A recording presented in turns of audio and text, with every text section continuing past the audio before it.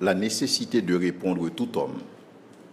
S'il est vrai qu'il y a des gens qui ont des croyances qui ne sont pas fondées, s'il est vrai qu'il y a des gens qui acceptent de croire sans poser des questions, mais d'autres veulent croire, mais ils veulent aussi sonder les choses. Ils se posent des questions. Ils se posent des questions sur l'origine de la vie, l'origine de l'univers, des questions sur Dieu, des questions sur le mal, des questions sur les miracles, des questions sur Jésus-Christ, des questions sur les valeurs morales objectives. Donc, autant de questions que les gens se posent avant de croire. Mais souvent, notre attitude par rapport à ces gens qui questionnent, nous voyons ces gens comme des sceptiques à qui il faut tourner le dos. Donc la question qu'il s'agit de se poser, c'est est-ce que nous avons une obligation de répondre à ces gens? Il faut d'abord comprendre que les non-croyants ont des questions pertinentes. Quand quelqu'un ne croit pas au miracle, peut-il croire dans le plus grand miracle jamais réalisé, notamment la résurrection de Jésus-Christ? Non. Quand quelqu'un ne croit pas dans l'existence de Dieu, va-t-il croire dans l'inspiration des Écritures? Non. Donc pour quelqu'un qui ne croit pas en Dieu, le fait pour nous de lui dire, de lui citer Jean 3, verset 16, car Dieu a tant aimé le monde qu'il a donné son Fils unique, cela ne rime à rien, parce qu'il ne croit pas dans les Écritures. Je ne peux pas utiliser les Écritures pour prouver les Écritures. C'est un raisonnement circulaire qui ne rime absolument à rien. Et donc la question à se poser, c'est est-ce que nous avons une obligation de répondre à ces gens? Est-ce que nous avons une obligation d'apporter de la lumière à ces questions? Beaucoup de sceptiques, beaucoup de non-croyants ont des questions, mais ils n'ont pas entendu les réponses. Les évidences sur la véracité du christianisme existent et elles sont débattues par des philosophes chrétiens depuis le temps de l'apôtre Paul jusqu'à aujourd'hui.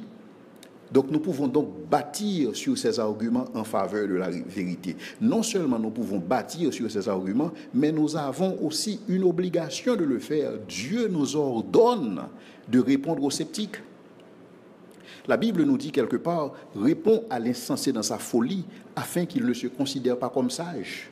Donc nous avons cette obligation vis-à-vis de certaines personnes qui questionnent. Il faut que ces gens ne se considèrent pas comme sages. Et donc nous devons les répondre.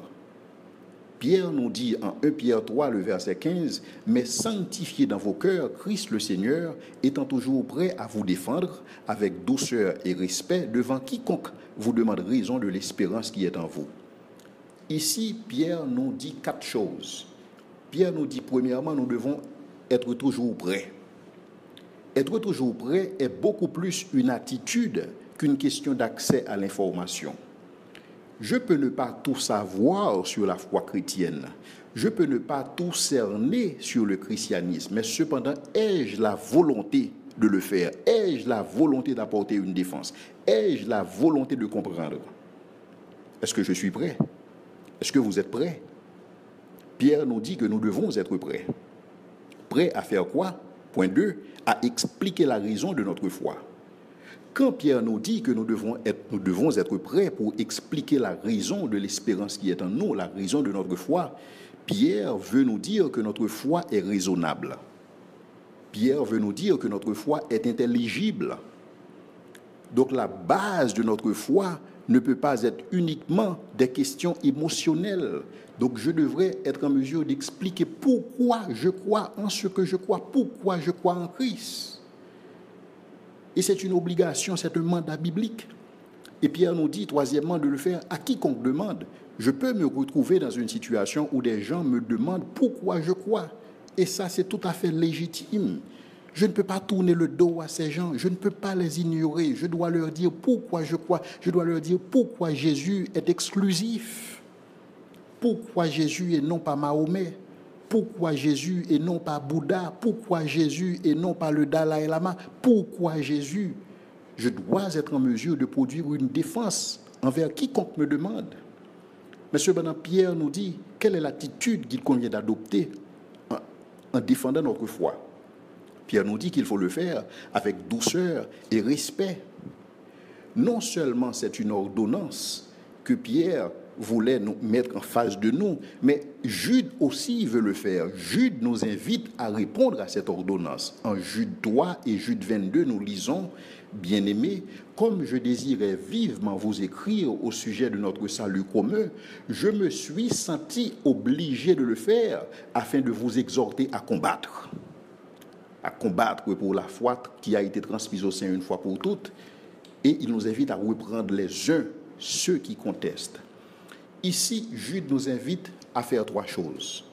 Premièrement, à réfuter les fausses doctrines et les fausses croyances. Nous avons cette obligation dans notre société, dans notre génération, de réfuter les fausses croyances.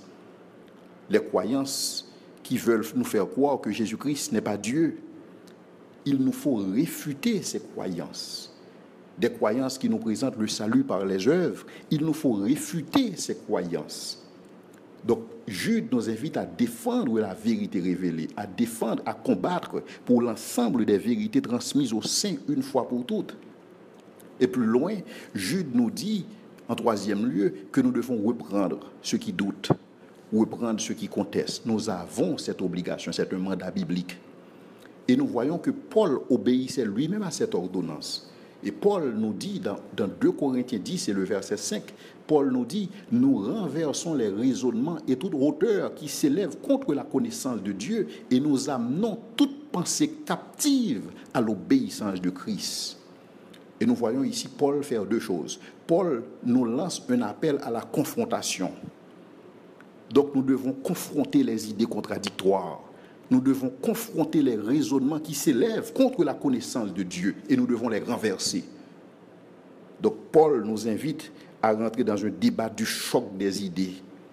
Et notre responsabilité ici, c'est d'enlever les obstacles qui obstruent la voie à la connaissance de Dieu.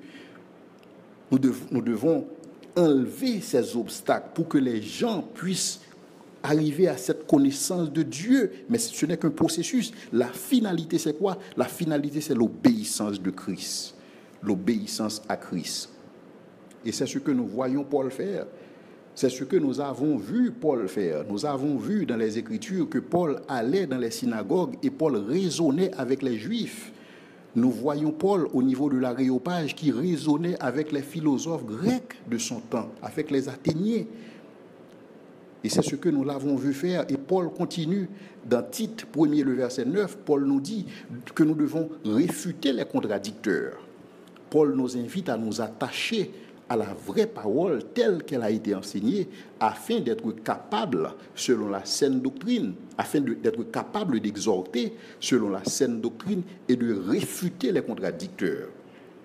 Donc Paul nous invite à faire quoi? Paul nous invite à identifier les pensées contradictoires à la saine doctrine dans notre génération et de réfuter les contradicteurs.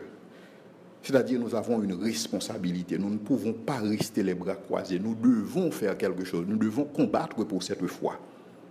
Mais cependant, Paul nous dit aussi dans 2 Timothée 2, versets 24 à 25, Paul nous dit de ne pas perdre patience dans le redressement.